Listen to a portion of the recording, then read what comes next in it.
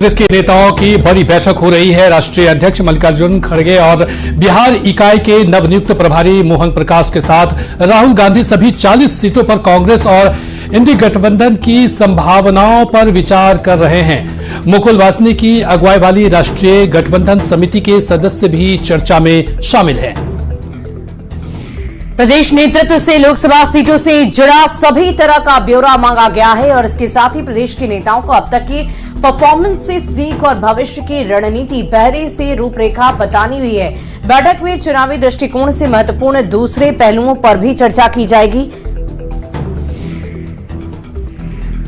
और खबर मुंबई से है, जहां युद्धपोत आईएनएस इंफाल नौसेना में शामिल हुआ है। मुंबई में आयोजित कार्यक्रम में रक्षा मंत्री राजनाथ सिंह की मौजूदगी में नौसेना में औपचारिक रूप से शामिल किया गया।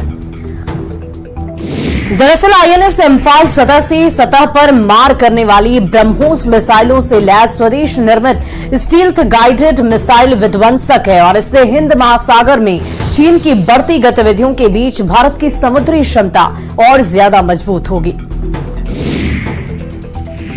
अगली खबर दिल्ली से है, जहां गुरु गोविंद सिंह के बेटों की शहादत को याद करने के लिए आज वीर बाल दिवस मनाया जा रहा है। इस मौके पर दिल्ली के भारत मंडपम में भी कार्यक्रम आयोजित हुआ, जिसमें पीएम नरेंद्र मोदी शामिल हुए। इस दौरान मोदी ने कहा कि आजादी के अमृतकाल में वीर बाल दिवस के रूप में एक नया अध्याय शुरू हुआ है। गुरु गोविंद सिंह और उनके चारों बेटे की वीरता हर भारतीय को ताकत देती है। यह दिवस उन वीरों के शौर्य की सच्ची श्रद्धांजलि है।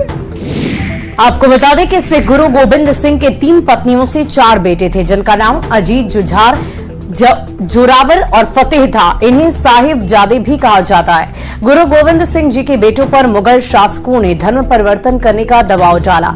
इसके बजाय उन्होंने शहादत को चुना था, जिसके बाद से 4 बेटों की मुगल सेना ने हत्या कर दी थी। उनकी शहादत का सम्मान करने के लिए पीएम मोदी ने 2022 में 26 दिसंबर को वीर बाल दिवस मनाने की घोषणा कर दी है। बढ़ते हैं अगली खबर की ओर। पटना के वेटनरी ग्राउंड में 24 जनवरी को होने वाली जेडीयू की रैली स्थगित कर दी गई है। कर्पूरी जयंती के मौके पर यह रैली प्रस्तावित थी, लेकिन अब इसे स्थगित कर दिया गया है।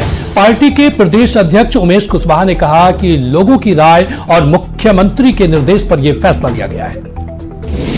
रैली को स्थगित करने के पीछे ठंड को एक बड़ी वजह बताया जा रहा है और ऐसे में अब शताब्दी समारोह हर जिले में आयोजित होगा और सभी विधानसभा क्षेत्रों में कर्पूरी चर्चा लगातार जारी रहेगी। वहीं रैलियों को लेकर भी जानकारी सामने आई है कि उसे भी स्थगित कर दिया गया है। फैसले का बीजेपी सांसद सुशील मोदी ने विरोध किया। उन्होंने कहा कि सम्मेलन स्थगित किया जाना अति पिछड़ों का राजकीय अपमान है।